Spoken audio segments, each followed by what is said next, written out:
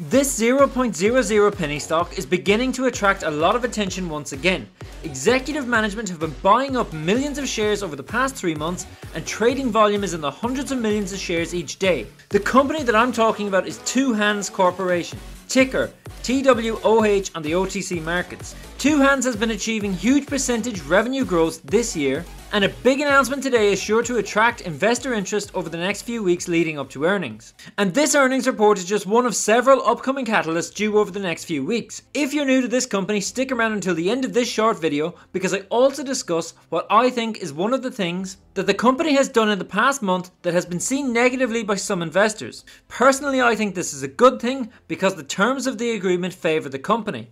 If you're new to the channel and want to hear more about exciting stocks that are about to make huge gains, then hit that like and subscribe button. Now let's dive into this exciting stock.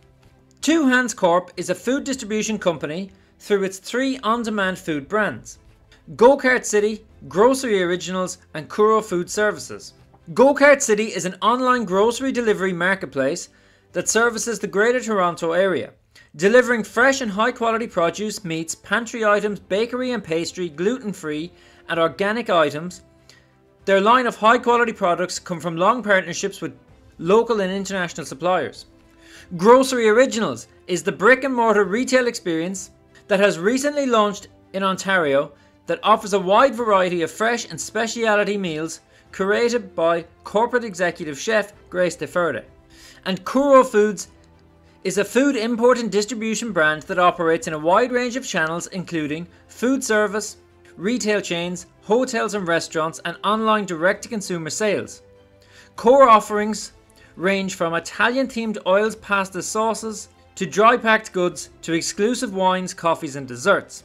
The company operates a pay-as-you-go business model which averages $108 per sale.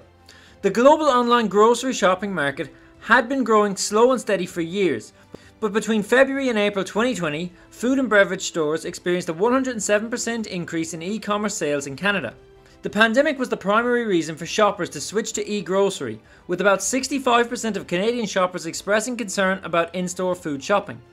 As we can see from the graph here, the compound annual growth rate for online grocery shopping from 2018 up to 2025, we can see that the expected general market trend has not changed. It is just at a higher level than pre-pandemic expectations, with a similar level of growth.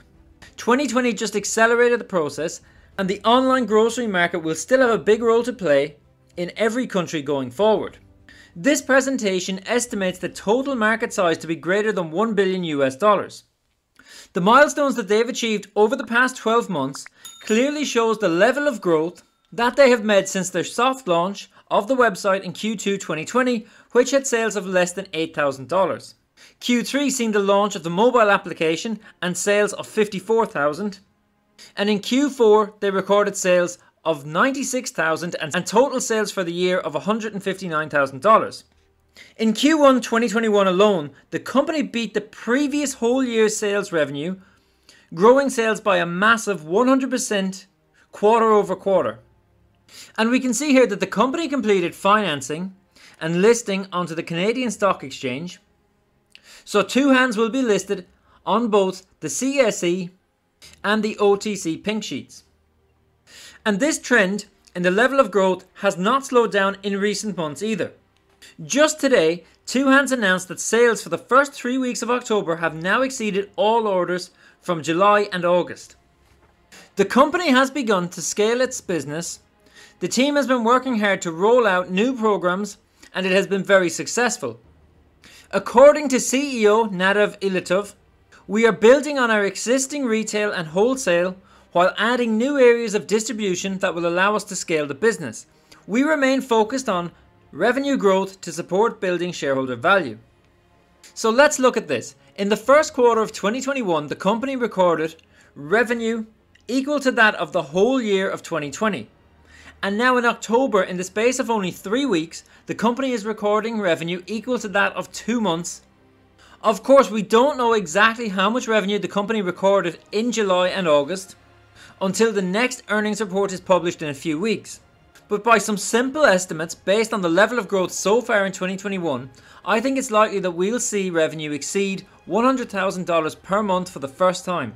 and we could easily see revenue per month, each month from now on, beginning to exceed the revenue recorded in the whole year of 2020. And less than 2 months ago, on the 31st of August, Two Hands had announced that the company had reduced its current debt by 67.7%. I spoke about this in a previous video. The important word here is current. This debt has not been paid, nor has it been forgiven. They have just extended the maturity so that it is not falling due within the next 12 months. They have been working with current debt holders to extend the maturity dates for 1.1 million of debt out to December 2025. But this is a really good sign. If you think about it, these debt holders were owed money within the next 12 months.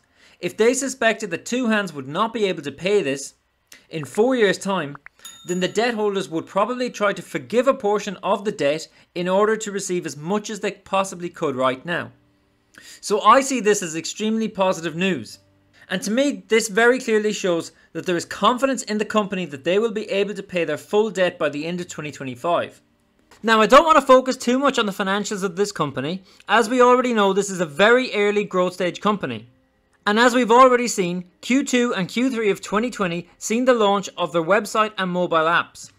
Looking at the income statement for the 6 months ended June 30th, we can see that the company had sales of $364,000, which is more than a 4,000% increase over the same period of 2020, giving a gross profit of $38,000, or roughly a 10% margin.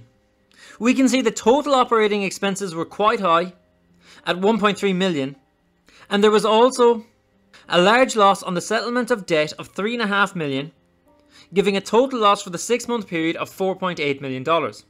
Now, this is quite a sizable loss considering the size of their revenue, but we need to take into account that they have been developing their mobile app and they have been developing their website as well as their business as a whole.